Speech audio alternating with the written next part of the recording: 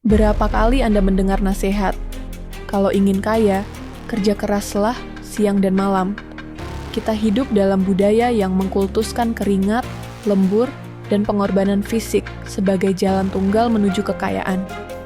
Namun Joseph Murphy, seorang tokoh psikologi praktis sekaligus spiritual modern, mengatakan sesuatu yang mengejutkan. Kekayaan sejati bukanlah hasil kerja keras, melainkan hasil kerja pikiran. Pernyataan ini terdengar radikal, bahkan kontroversial. Bagaimana mungkin pikiran lebih kuat dari kerja keras? Apakah ini berarti kita bisa bermalas-malasan, lalu uang datang sendiri? Tentu tidak sesederhana itu. Hari ini, kita akan membongkar rahasia Murphy yang tersembunyi dalam buku Your Infinite Power to Be Rich dan How to Attract Money.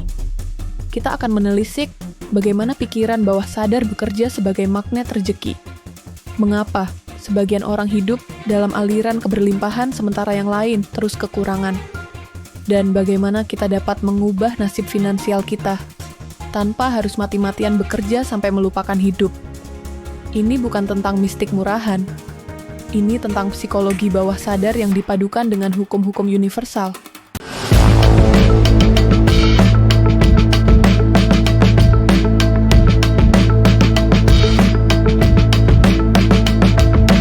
Kita dibesarkan dengan dogma bahwa kerja keras adalah jalan menuju sukses.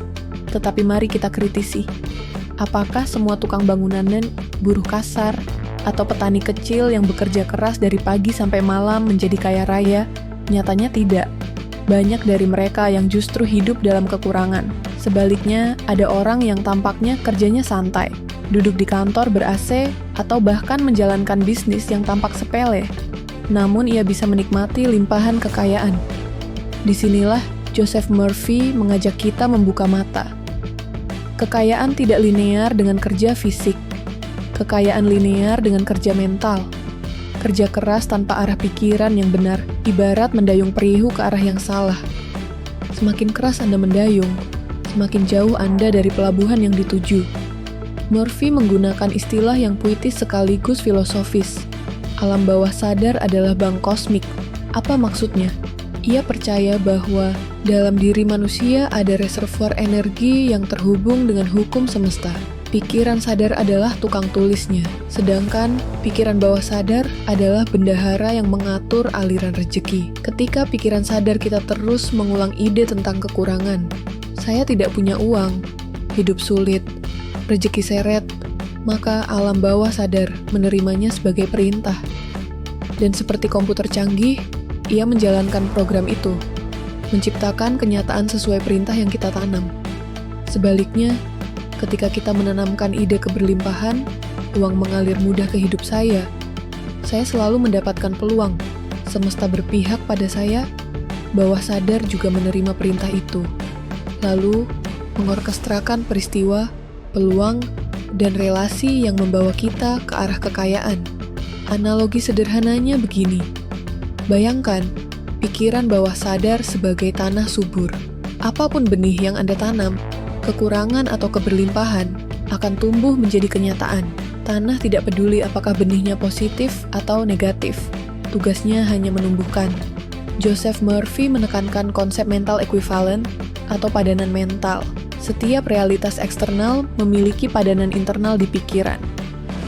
Anda tidak bisa memiliki rumah mewah tanpa terlebih dahulu menciptakan rumah mewah dalam imajinasi bawah sadar Anda.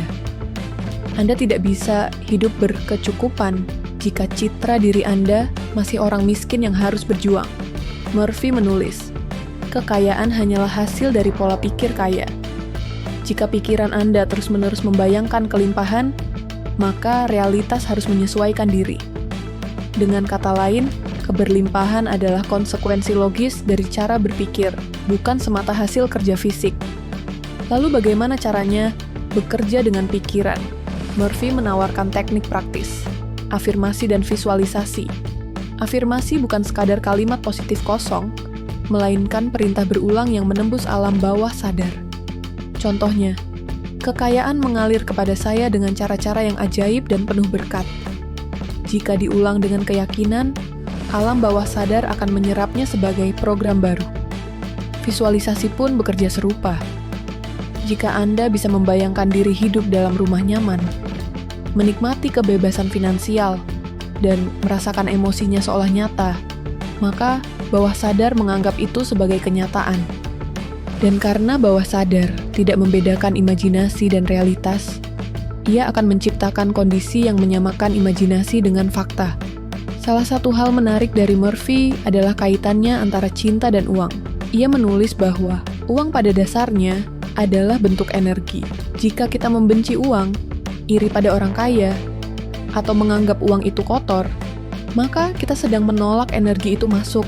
Sebaliknya, jika kita mencintai uang dalam arti yang sehat, menghargainya sebagai alat kebaikan, sarana berbagi, dan simbol keberlimpahan, maka kita menyatu dengan energi kekayaan.